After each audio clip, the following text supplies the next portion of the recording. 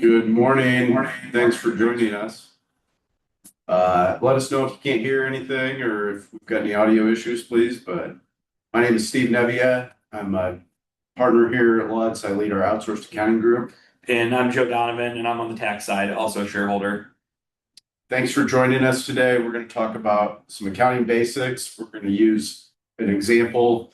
I think Joe's going to go through the agenda here real quick. And so I would tell you also as we go, we have the chat open for any questions. We're happy to stop and answer anything, but we can also field those at the end. So just don't be shy. We'll kind of be watching the chat for those. You'll see the agenda up here. We'll kind of get through it as we go, but we're going to outline, some challenges that folks that we often see in this situation, that maybe they have an established business or they're further along in their career and have some income, and start to think a little bit more holistically about, their personal situation.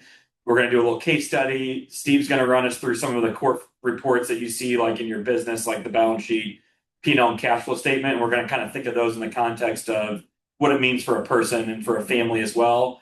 We'll go through some warning signs, some stuff that you might see that should be kind of, flashing red in your mind to say, okay, I need to sit down and try and establish this. And then we'll also talk through, some ways you might use both regular financial statements and personal financial statements to make better decisions. And I think before we jump to the next slide and talk a little bit about Lutz in general, one thing to think about when we're going through today is we're going to use a case study that involves an individual or a family, but a lot of the concepts that we're going to talk about apply to both business and personal finance. And so sometimes, people think about them differently. A lot of times, I know for myself personally, and Joe, I think would say the same thing, business finance and personal finance share a lot in common. And so I think we're going to use those two kind of together today. And again, if that creates any confusion or if there's questions, please do not hesitate to hit the chat. All right, here's a little bit about Lutz. I think most of the folks on this call are familiar with our firm, but just some kind of, quick facts about us. I think more importantly for us, we always like to do the shameless plug of the Lutz Network. I think a lot of people are familiar with, the accounting practice and what we do. And we're really lucky that a lot of our clients, we get to work with them in many capacities, whether it be on the tech side or Lutz Financial. But we just always want to throw it out there that we are willing to help and work with all of our clients in any of these capacities, and welcome inbound phone calls to see if there's ways that we can help and further our relationships. Anything else for you there, Steve? Nope. Perfect. All right, so we're going to run first through the current challenges that you might start to see kind of as we reach, again, that kind of, I'm going to call it phase in life where maybe you become more stabilized and have significant income. And, the way I think about this is as you have growth, you have complexity. And as you have complexity, there's often more stress, right? You have more balls in the air. There's things you're managing. And like with anything else with stress, I think that a lot of it you can, solve for by managing some of the unknown. So in my mind, when I think about you start to have multiple income sources that you're managing, because maybe you and a spouse both work, but you have some passive income, you have a brokerage account, maybe you're own a rental house or something like that, which has you in multiple entities. Sometimes you have partners that are inconsistent, and how do you manage that? Think about houses, you think about accounts, and you have different people managing your money in the bank and where your life insurance is at and all that stuff.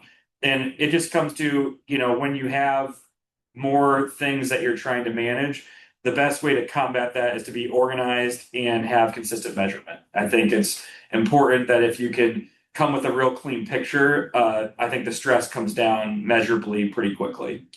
Yeah, and I think with that, a lot of folks I hear from have a hard time discerning between two different investment options or two different assets.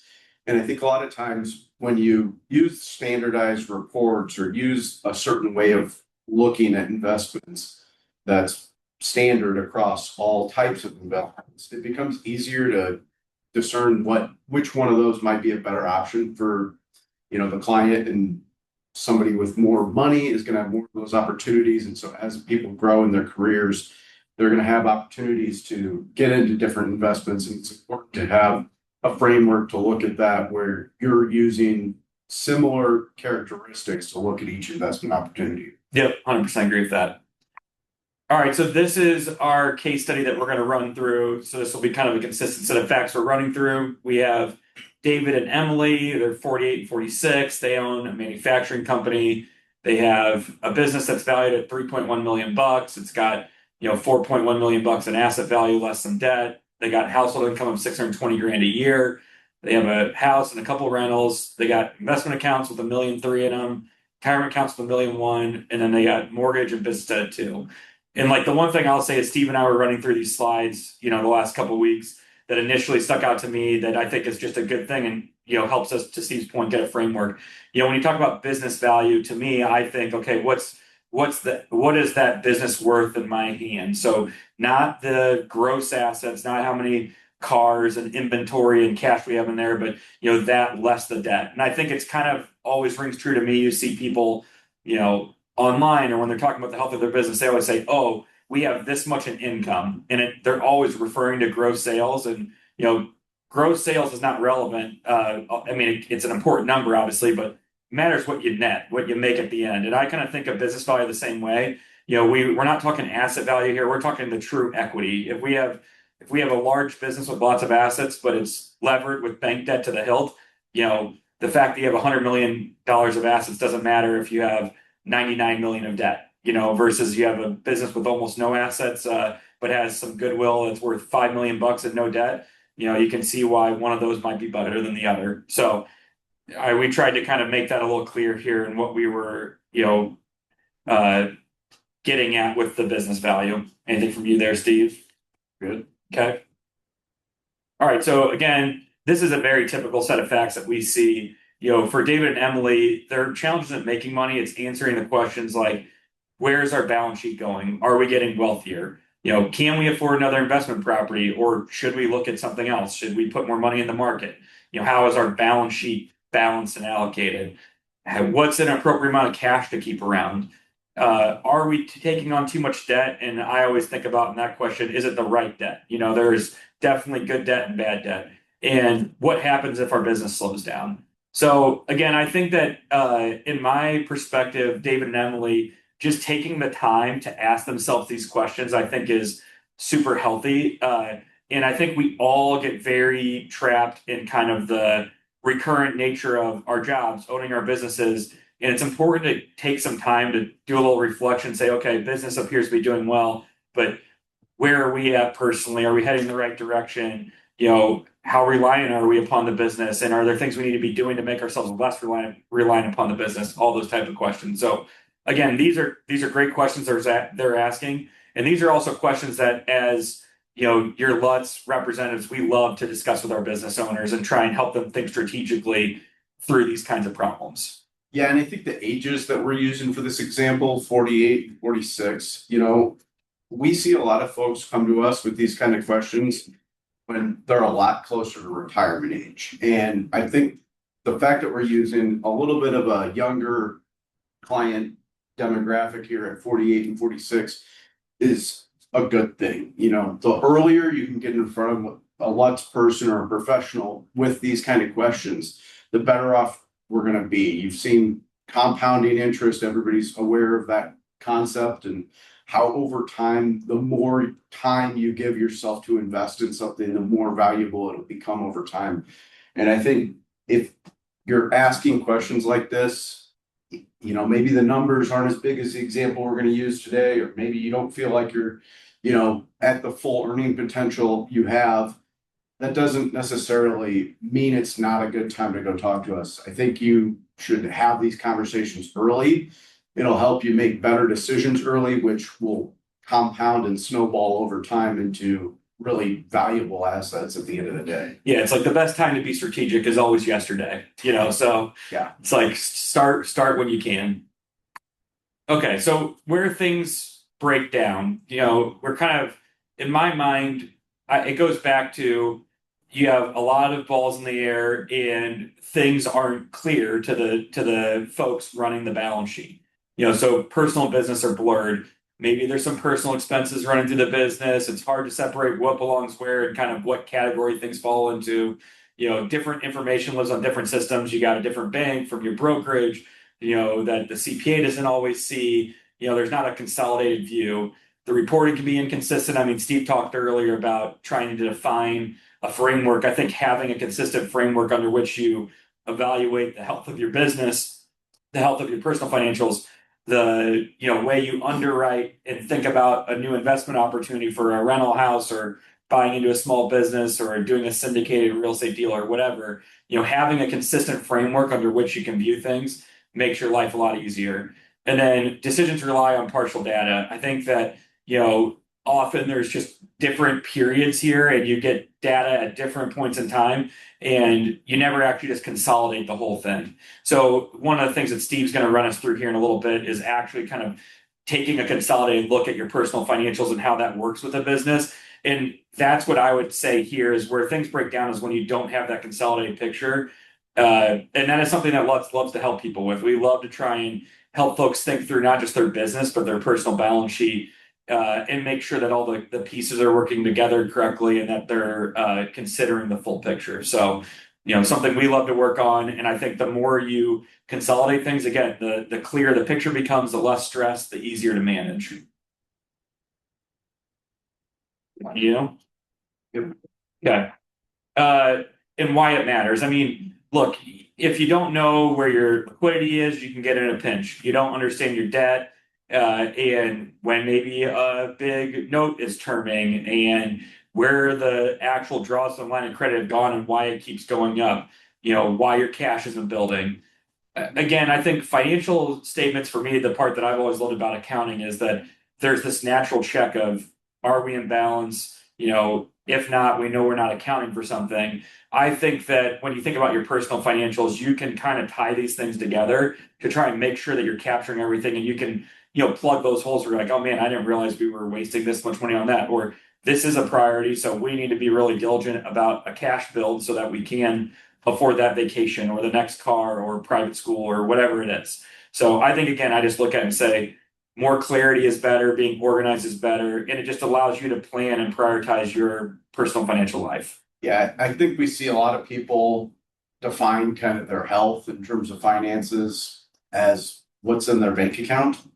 We see another group of people define it as, how many houses or cars do I have? And both of those two, for different reasons, are not the whole picture. And that's where we're going to jump into financial statements right now and core reports and kind of how to think about, all of these aspects of somebody's financial picture and how we interpret them and how you plan accordingly based on the different aspects that are going to go into this. There's 3 traditional financial statements, and this is true for businesses mostly, but again, we're going to kind of intermix the 2 concepts here in the next few slides. There's the balance sheet, which tells you where I am today or at a point in time. It's going to say, hey, as of July 15th, you had this much cash, this much in your investment account, this much in your house. You owed this much money to the bank, and therefore your net worth was X. Same thing on the business side. It's going to tell you you had cash in the business, you had assets in the business, you owed some debt on the business, and your business was worth what? And on that first slide Joe talked about, it was the business was worth $3.1 million. That's the net value, not the gross value. And I think that's important to keep in mind. And when we say that, like the way I would think about it too is that's what in theory we walk away with if we sell the thing, versus the gross assets. You sell all the assets, but you still got to pay down $1 million. You don't have 4.1 million of assets. You got 3.1 after you settle your debt. Correct. And so to go back to, some people use cash to determine their health. Well, when you're looking at a balance sheet approach for your personal finances and you're just looking at cash, you're missing a lot of different activity that's on that balance sheet. You're missing your investment accounts, you're missing your house, you're missing your cars, you're missing all the other things that are on that balance sheet. On the flip side, if you're just looking at those hard assets that you have, the houses, the rental houses, the cars, what you might be missing there is 2 things. First, you're probably not looking at the debt associated with those assets, which a lot of times, if we look at that on a net basis, it's not worth quite as much as it looks like on the face. And then the other side of it is some of those assets require cash and require, upkeep. And in order to finance that, you do have to have some source of liquidity. So also some of those assets are appreciating and some are depreciating, which is again, another really important thing when you think about your financial health. What's the long-term plan for this asset? And then is it an investment or is it a personal thing that I, want because it's for enjoyment? Yeah. And, a lot of times we see people, and I'm guilty of this too, and I'm sure Joe is at times, trying to convince yourself that something that's not really an investment is something that you want, might be an investment. Sometimes it helps to get a third party opinion on that, just to say, hey, that boat probably is not an investment. Yeah. It's more for your fun. Yeah. So, but we see that a lot too. The next financial statement is a profit and loss statement. Again, more of a business concept here. Profit and loss, you're going to have your revenue, less all the expenses that the business incurs equals your net income. And that net income is really, indicative of how the business is doing and whether it's being run correctly. The next statement, I'm going to kind of mix these two here, especially since we're using a personal finance example, is a cash flow statement. And this is really important from a business perspective.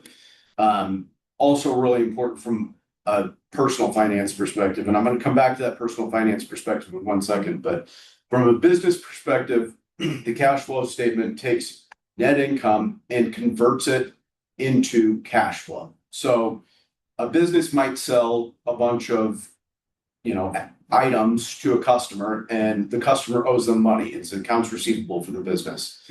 Well, that doesn't mean that the business got that cash, but the business did book that income. So you'd have a difference between cash flow and net income. And sometimes businesses need to borrow from their line of credit. Sometimes they're developing a surplus of cash. A lot of this can be, understood by looking at the cash flow statement and really digging into how that money is moving, not just how the net income is doing. So why that's important is when we look at the value of a company, the cash flow and the free cash flow is a really important determinant in what the value of a company is.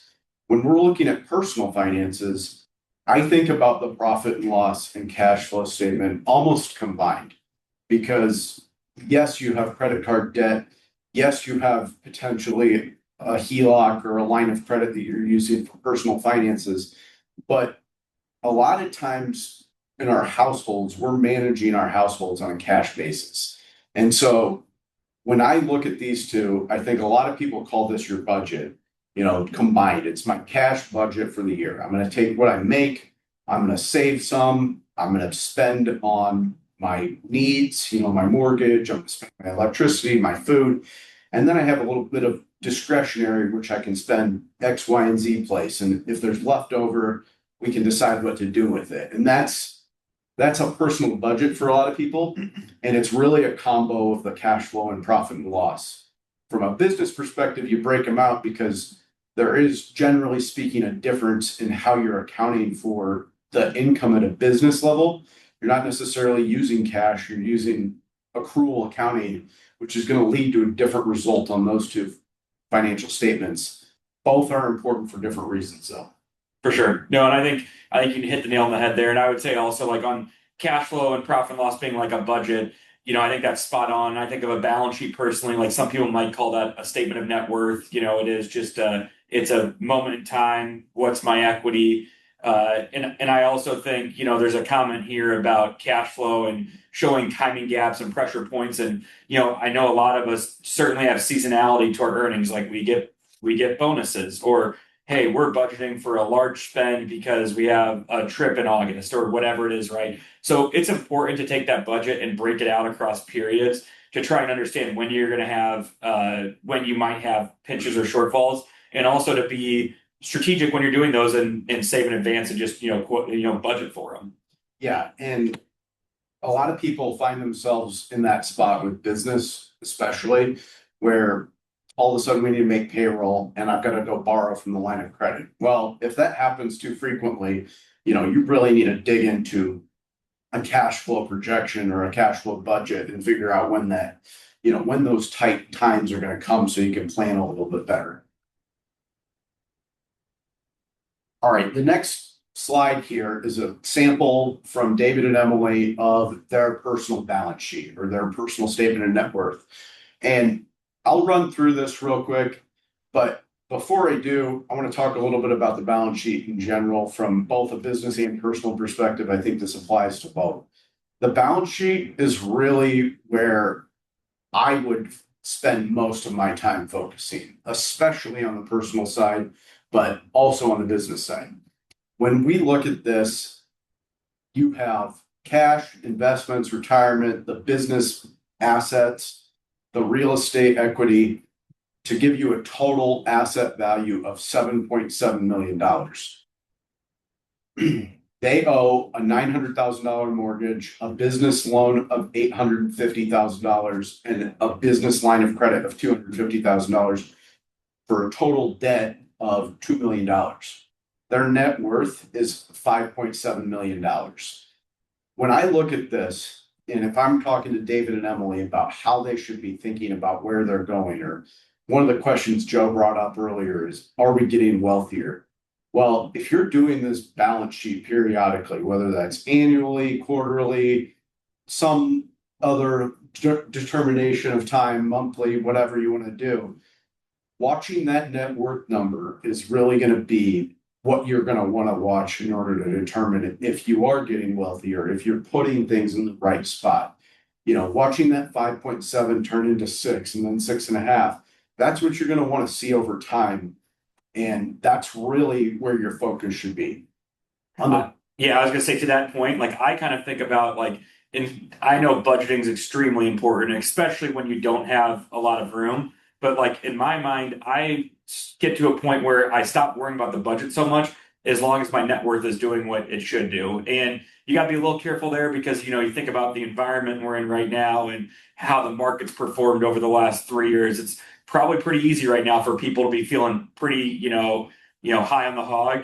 And you got to be a little careful to say, okay, how much of this net worth am I controlling? Is it me? Is it my savings that's driving it? Is it market tailwinds? Whatever. But at the end of the day, if it's going up and to the right, it's a pretty good feeling, and it probably indicates that your budgeting is, behaving appropriately, that you're saving correctly. Yeah. So think about the goal as growing that number, and then the plan to grow that number is built in the budget.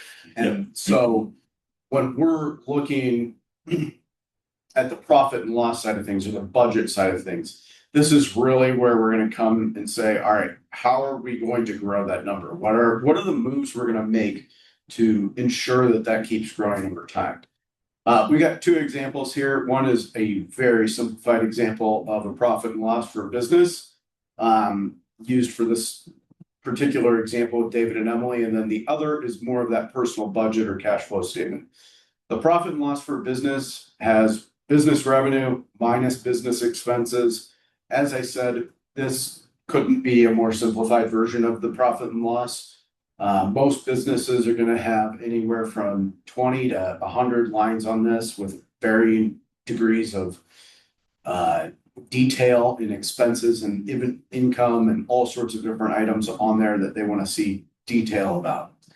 For this case, David and Emily's business brings in revenue of $8.5 million and has expenses of $8.2 million, netting $300,000. Now, before I jump on, I want to kind of talk about that a little bit. So David and Emily, when they're looking at their business performance and, hey, how do we make more money? You could look at this and say 300,000 out of $8.5 million is what percent, and how do we grow that over time? And so that's where that more detailed P&L with all those accounts will come into play. And David and Emily can start making strategic decisions about what kind of expenses they have, whether or not they can lower those expenses. Are they charging the right price for their goods or services? And really dig into the details of that to help them grow that 300,000 both nominally and as a percentage of total revenue. And so that's that statement, that profit and loss, again, It's not going to tell you where you're at. That's the balance sheet. The balance sheet is going to be your scorecard. The profit and loss is going to help you develop a plan and measure your plan in order to see where you're going and whether or not you're going to meet the goal of growing that balance sheet. And I think like the reason that we chose to show it this way is just to illustrate, like, look, the business profit and loss should not be mixed in with your personal budget and your personal income statement. That net number is important because we're taking 300 grand out, and Steve's got it shown down there as operating profit from the business. But it'd be confusing if you were to throw those two together, because then you'd say, okay, I'm spending 8.2 of business expenses. What happens if that got mixed with that 300 grand of personal living expenses? Then it becomes hard to bifurcate the two out and say, okay, what is what here? Where am I trying to cut? Is it in the business? Is it personal? So I think that was a good job of Steve to try and break those two out, so that you can see how you should be thinking of those as two separate entities. Yeah, and I think, I don't know who said it first, but somebody said what gets measured, what gets improved. And when you're looking at these and you kind of mix your personal expenses in with your business expenses, it gives you a caveat or an excuse for everything. And so it's like, oh, well, but that is mixed in there. Oh, yeah, but that's not real. And you want to get away from that. You want to be able to look at the numbers and say, yes, that's a real expense that's related to the business. It's X, and it could be something less than X if we did this, this, and this. Or maybe we're getting a really good deal and there's nothing that can be done about it. But when you look at it and say, oh, I've got a bunch of personal expenses mixed in there, it becomes really hard to analyze whether or not that's a number that can be improved. And so just something to think about there. Down below, we're looking at the personal budget or cash flow statement. Got salaries, the business profit, and then rental and investment income of 70 grand. They're making $620,000. They're spending $300,000 to get by every year. That includes their mortgage, that includes their living expenses, all their utilities, trips, everything is included in that. They are saving $100,000 and then they're paying $200,000 in taxes. So when they're looking at what's going on, they're seeing cash go up by $20,000 over the course of the year.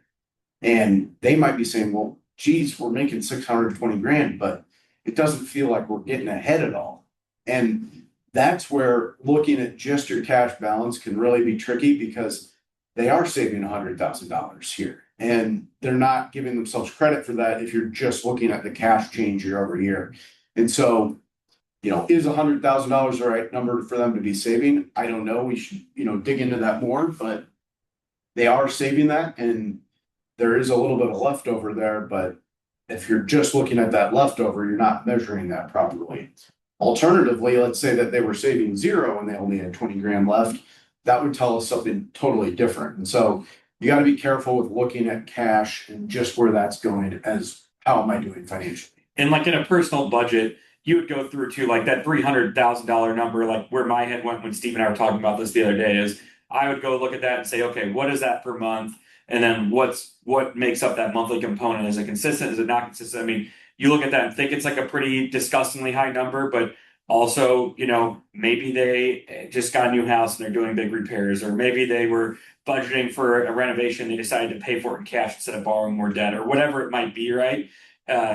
You'd want to dig into that number. And then the other thing I would say that Steve also kind of, touched on, it's like they're making 600,000 approximately. They're saving 100. So they're saving a sixth, approximately. So like, let's just call it probably 16% ish, something like that. Like thinking, is that appropriate? Or should I try and save a quarter of what I make?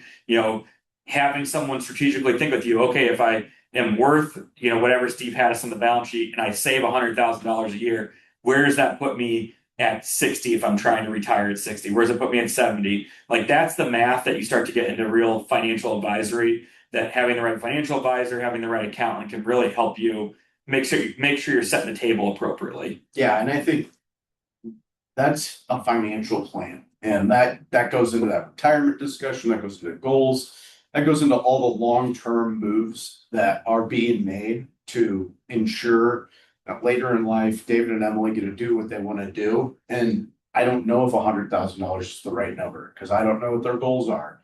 And that's where you have to have that plan put in place so you do know what the right number to save is.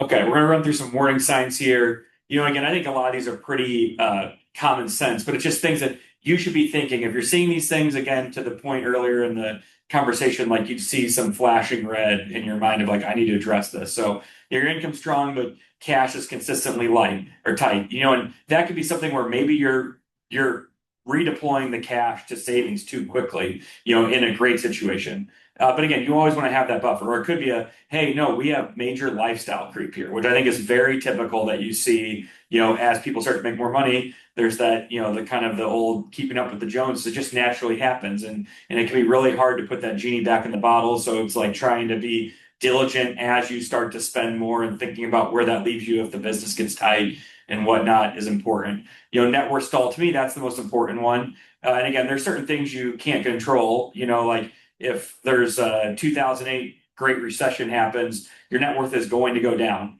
because your 401k and stuff is going to be in the stock market likely. That's okay. You can't control that. But if things are going good, market's good, your business is good, and your net worth isn't going up, probably indicates you have a spending problem. Leverage creep, your debt's going up. Again, huge caveat here, like there is good debt. If we're going and borrowing the bank's money to buy appreciating assets and servicing the debt with that asset, that is not a bad strategy to grow your net worth over a long period of time. You want to be careful not to get over levered to where you have a problem if there's a market correction or something like that. But, I would strongly contrast that with going and borrowing a lot of money to buy new cars all the time, or buying a lifestyle asset like a boat or an RV, living on your line of credit for a vacation. So I would just very much juxtapose those two things. Again, business and personal finances, it's like you can't kill the golden goose if you're a business owner, and that is supporting your lifestyle. And you start to put your personal spending before a business need when we need to go invest in a new asset to stay relevant, or maybe put some dollars behind marketing to see if we can grow our bottom line. If you can't do those things because you're taking all the cash flow out to, again, service personal debt for cars or pay for a vacation or whatever it might be, you got to really question whether you're making the right decisions there.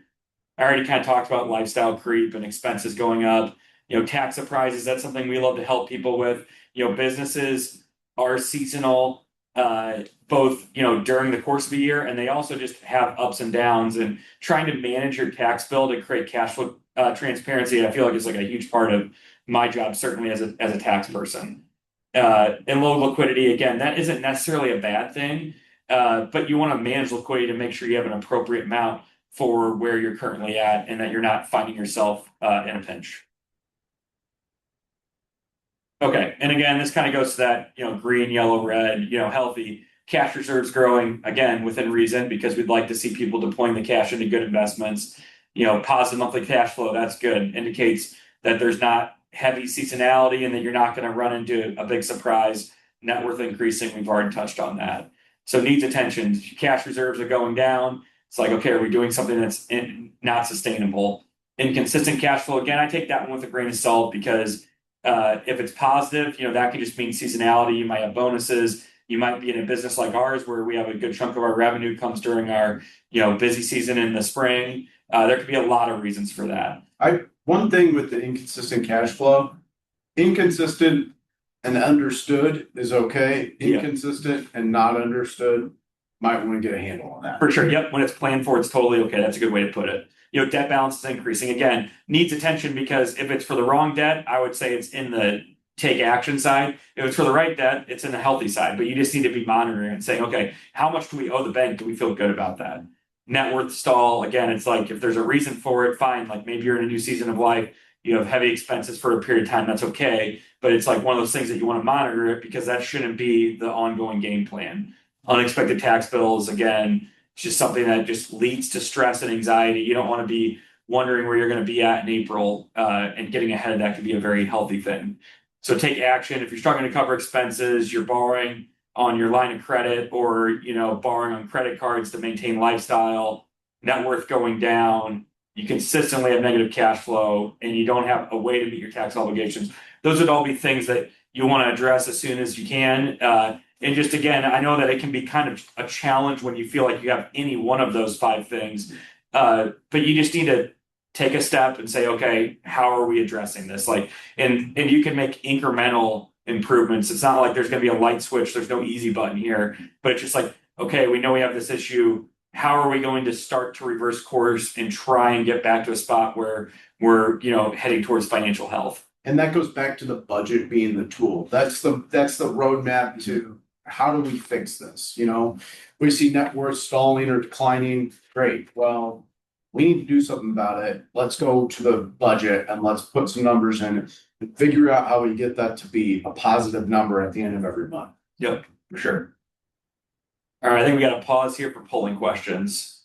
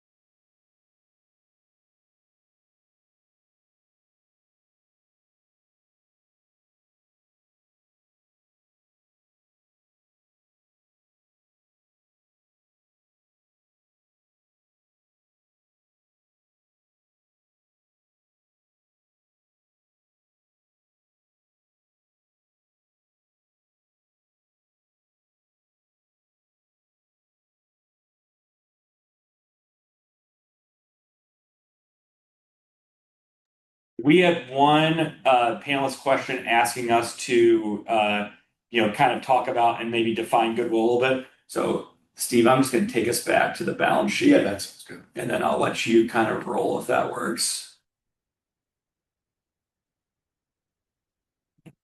Okay. All right. So the balance sheet, the goodwill is a concept of, hey, there's some value that's assigned to a company that doesn't necessarily show up in their cars, their trucks, their buildings, but it's there. It's intangible in nature. Yeah. Might be owning a franchise name. It might be, just an organized workforce. Could be a good customer list, Could be a good brand recognition. Yes. And so when you look at a business's balance sheet that hasn't gone out and acquired other businesses, you would see, just like this balance sheet, hard assets and hard liabilities. And goodwill isn't anywhere on here. Well, if this business goes to sell, there is some value to that organized workforce, that customer list, the brand name. All of that has some value to the buyer. And generally speaking, the buyer is going to pay more than what the assets on the balance sheet would be in that scenario. And so there is this intangible, fictional goodwill value that is on the balance sheet, even though it doesn't show up here. And that really manifests itself when you're selling the business. And so, it's easy to think about goodwill and, in these guys' case, their business assets are $4.2 million. They have business debt of $1.1 million. The business is worth 3.1 on paper. Well, maybe it's really worth like 6 or something like that. I'd be careful about when they're going through and putting their balance sheet together. I'd be real careful about including too much of that market value adjustment or that goodwill when you're looking at your personal balance sheet. Obviously, if you get a valuation done, if you have a pretty good idea what you can sell the business for, different story. And I think it's something you need to look into, especially if you've got a valuable asset like a business, so that you can plan for estate purposes, plan for exit purposes. There's a bunch of good reasons to know what the market value of your business is, but I'd be real careful about just assigning some random value to goodwill and just saying, oh yeah, this is actually worth $6 million. Well, you got to be careful with that, because if you're looking at your balance sheet thinking, hey, my net worth keeps going up because my goodwill and my business is continually growing, that's great until it's not. And it's not a real asset that you can fall back on. So I'm not saying it's something you should ignore. It's something you should absolutely pay attention to. But I don't know that I'd be going crazy with it without some professional help there. For sure. And I would say goodwill doesn't really have a place on a personal financial statement. It absolutely has a place on a business financial statement. And a lot of personal financials, rather than showing like the business, which we chose to show it this way for simplicity, but rather than showing the business assets of 4.2 and the total assets and then the business debt below the line at that million one, it would often just show business value. And maybe you would have goodwill booked in there. And to Steve's point, if you are, that's not something you want to be adjusting very regularly. You want to have like a really good reason for why you have it, and then eventually it'll grow and you'll have a new evaluation or something happen. But in my mind, generally, I'm not seeing goodwill on personal financial statements. Hopefully that answers the question. If again, feel free to hit the chat with more questions. I think we're on track, probably to finish a little ahead of time here, so feel free to ask questions as they come up. All right, so we're going to touch on, and a little bit of this is repetitive, but we're going to touch on 5 numbers that matter as we've gone through all of this. Net worth, that's the scorecard. How are we doing? Are we moving in the right direction? Are we going to reach that goal that we've set for ourselves in retirement or later in life so that we can achieve some of the things that we're looking to achieve? In this case, it's 5.74 million. That's, really a pretty good spot for a 46 or 48-year-old. I think these guys are, the example we gave here is a pretty strong situation. I think these guys would be pretty happy with that number. Monthly cash flow, money in, less money out. This, again, for a variety of reasons, could be really consistent, could be inconsistent. I think you just want to make sure it's understood. The emergency fund, I think a lot of people make a big deal out of the emergency fund, and they want 5 months of expenses in there. I think it's a good idea to maintain some liquidity, some level of monthly expenditures in cash. Whether or not 5 months is the right number, I think that depends on your financing options. Some people have the flexibility of getting cash from sources that others don't. And I think the ability to convert non-cash assets or tap sources of cash might determine how much somebody needs to keep on hand. And I will say also some of that depends on you and your spouse's or your partner's personality, right? Like I always view that kind of like, what's the sleep at night number? And I think there's absolutely a minimum there, right? Like you shouldn't be sitting on 1 month of cash and just assuming everything's always going to work out great for you. But for someone that might be like hey, they just feel like they sleep better if they have 8 or 10 months worth of cash around because that's what it is. And like there could be cost to doing that because maybe that money could be doing better for them being deployed into an investment. But also like you can't really put a number on sleeping well. So I just feel like, to Steve's point, maybe you have a line of credit, maybe you have investments you can readily turn to cash and it allows you to be lower. And maybe you're one of those people that you're like, hey, I'm just super conservative and I think bad stuff could and will happen. And so I need cash around because it helps me sleep at night. That's fine too. The total debt number here, $2 million. Joe's point earlier, generally speaking, we would separate this out and kind of think about it in terms of personal and business debt. Personal debt, normally mortgage is good debt. There's not a whole lot of other good personal debt. You want to be careful with credit cards, vehicle loans, other sources, other loans like that. Business debt, a little bit of a different story. You can leverage your equity through debt and make more, assuming you're able to cover the payments, assuming you have a plan to pay back the debt over time. I think there's definitely a spot for debt. I probably believe that more so on the business side than the personal side, but when we're looking at this, that's an important number for a business to understand. It's also a really important number for individuals to understand. Then that savings rate is the last one. Like Joe said, in this example, it's at 16%. I think this goes back to, do you have a financial plan in place? Do you know what your goals are in retirement? Do you know what you need to save to get to the point where you can achieve your goals in retirement. If you do, well, then the savings amount might be more important than the savings rate. But I think in either scenario, you really want to plan ahead and save as much as possible early on, especially. And then maybe once you get a little further in your career and the ball is kind of rolling, so to speak, maybe you can look at it and say, okay, well, what do I need to save now to get to my goals? But that law of compounding interest and compounding returns, the earlier you are in your career, the more you should save because it's just going to keep growing and growing and growing. How to invest. So at the beginning of this, Emily and David were kind of looking at, should they buy another rental property? Should we buy rental property? Should we invest in the stock market? Should we look at alternative investments? I think there's one way people look at this, especially with real estate. It's, does the rent support the payment I have to make on the mortgage with the rental house? And that is an important thing to look at. Obviously, you don't want to be in a situation where that's not making sense cash flow wise. But with any investment, there's a rate of return on it. You could put your money in your savings account and earn 3% on it. Well, that's an investment choice. You're moving cash to a savings account and making 3% on it. If you move that cash to the stock market, you might make 8% on that. If you move it to real estate, maybe you're going to make 12%. But that is kind of the way you analyze these investment opportunities against each other. And earlier, Joe was talking about, do we take money out of the business for personal use or do we leave it in the business? Well, a lot of times the answer is somewhere in between, and it depends on how that money would be used inside the business.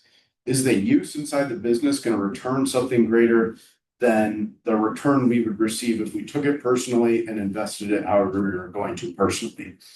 And that's really kind of an important concept, no matter what investment you're looking at, is what's my rate of return going to be? Generally speaking, the level of risk and the rate of return are correlated. So the riskier your investment, the higher the rate of return is. If you keep it in the savings account that's protected with FDIC insurance, you're going to get 3%. If you take it out and invest it in the stock market, a little riskier, you might have the 2008 scenario, but you're going to get 8%.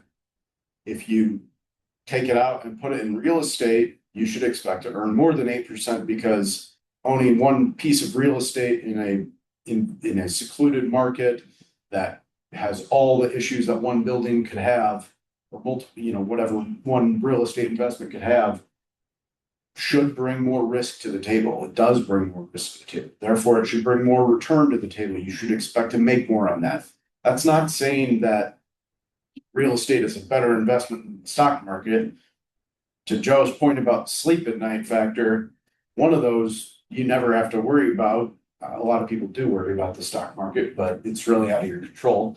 The other one, you're going to be worried about that piece of real estate at all times. There's a lot of factors that bring risk into play. And so there is intangible items that need to be weighed when looking at this. For sure. And I think on your real estate, like, does the income support the payment? I mean, I look and say, well, what happens when there's vacancy, right? Yep. And then you start thinking about, do we have enough cash to support this when there isn't? What happens when we have to replace the roof or whatever? Like, there's certainly risk with real estate you have to deal with that you don't otherwise have to deal with. And contrarily, like, you might be a real estate person that feels like you identified a distressed property and currently the cash flows won't service the debt, but you have plans to increase the cash flow because you believe there's a higher and better use, or you're going to do X, Y, and Z to attract some tenant. So, I mean, there's all different ways to slice and dice that. And the thing I would say is, hey, what most people look at, does the income support the payment? Like, that's a good thing, but also, like, you need to dig deeper and say, okay, well, what happens when something bad happens? Or,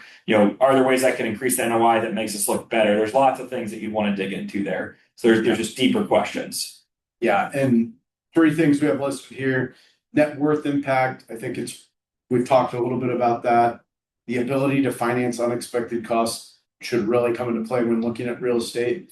And then time and ability to improve assets, like Joe said, is there a plan to make this more valuable than it is today?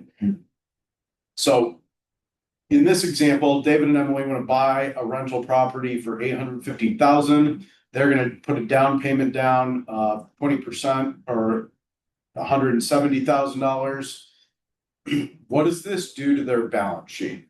Well, we're looking at this just through three numbers right now, but I think this will serve for the discussion we're going to have in a second here.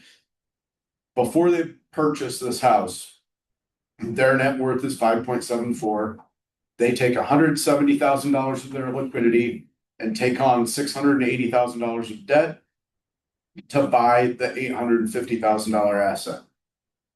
After, their net worth is the exact same because they took $170 of assets that they had, $170,000 of assets they had. They bought an $850,000 asset, so they converted 170 to 850. But to do that, they had to increase their debt by $680,000, which nets to the same thing. So, is this a good investment right now? The questions we prompted on the last page were net worth impact. Net worth neutral right now. So we don't know how this is going to impact us net worth wise. That's where we would look at the rate of return. Okay, what do we expect this to return over the long term? Is it that 12% number? Is it something less? Maybe to Joe's point, you have a plan to improve the asset or to do something that other people couldn't, that is going to allow that to grow faster than normal. Next question, ability to fund unexpected costs.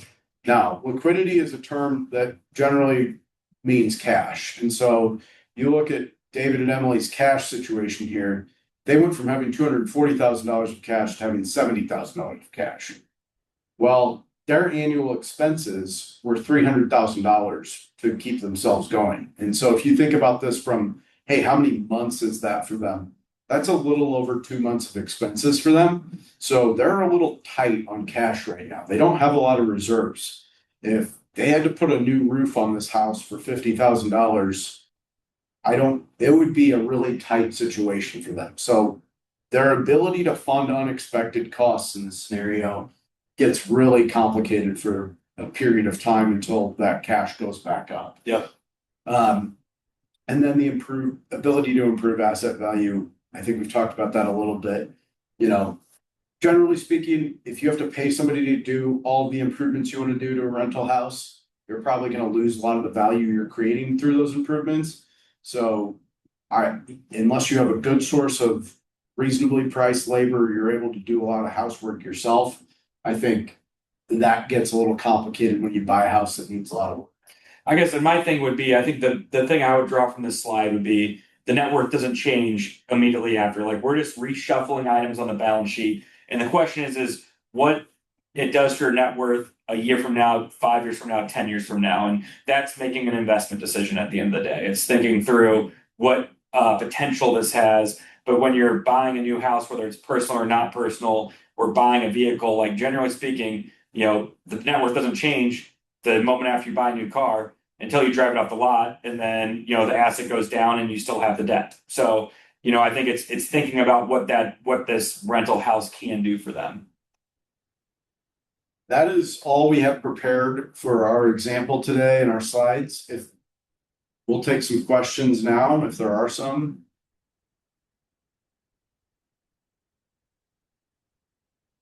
So, great question. Was the liquidity including the savings, the 100 grand a year they save? The answer to that is no. So think about savings. So liquidity would be more of that balance sheet concept. Like, what do I have today in cash? The 100 grand a year they save is more of that budget or that income statement or that P&L kind of look where it's, hey, I'm taking $100,000 and I'm putting it towards some investment. And that investment might be, that 100 grand might be them putting it towards this, rental property. And so it could be that that's the result of their savings. So in a way, maybe, But more likely that 100 grand is going into their retirement plan, going into the stock market. That's what they're saving. And that's coming out of their cash flow or their budget. They're probably using a little bit of that savings and then that $20,000 surplus that they had there building up over time in their bank accounts and their, savings account. And they're using that to buy the real estate. Yeah, and if you're super passionate about you want to own a rental house, it's like I would say some of that 100 grand you could start to over a period of time, if that's $5 grand a month, 10 grand a month, whatever it is, right? You could go and figure out a way to say, okay, how am I going to get there? And I need to go save for 18 months to get to a point where I have a down payment for a house. Yeah. So like savings doesn't have to go into retirement accounts, doesn't have to go in the stock market. It can be like, reserved for some future investment. That's a fair way to look at it. Yeah. But those two concepts they're closely related, but they are different concepts. For sure. What other questions?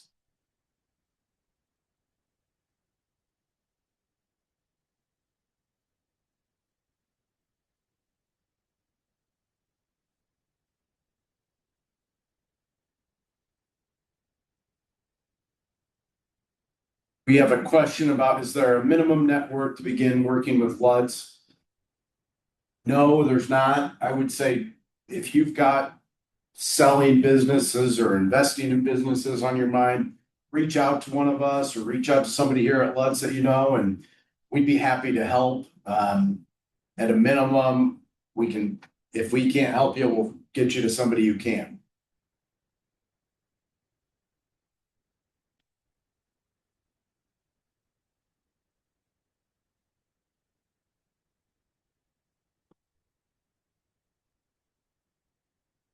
What tools do you recommend for personal finances?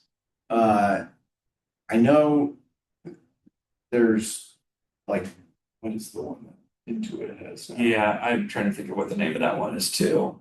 I don't know if you want to Google it quick, but I would say for me personally, and this is just me, I use Excel. I think I think it's easy to go in for me and to say by quarter or semi-annual or annually, here's my assets, here's my debt, here's my net worth. Is that going the right direction? And I think over a period of time, but then Lauren Duran just gave us one. She said Intuit has Mint, but they just continue it. She uses Excel too. So I think Excel honestly is really nice because it can be very flexible. But you can also use any accounting package. Like you could use a cheap, simple version of QuickBooks Online that could help you track your inflows, cash coming in. That would give you an income statement, expenses going out, and it would give you a balance sheet. But me personally, I'm an Excel person for this. Yeah, and I think when you're thinking personal finance, there's probably a lot of new apps out there that can do this stuff for you. When I think of personal finances, I don't know that there are 3 types of statements there. I think there's really 2. It's what's your personal balance sheet and what's your budget. Yep. And so if I'm looking at this, hey, how do I use some technology to help me do this from a personal standpoint? I think from a balance sheet perspective, Excel's probably really easy. And then there's probably some great budgeting apps out there. I'm not familiar with all of them, but if I'm looking for something to help me from a personal perspective, I'm probably looking for a budgeting app. Yep.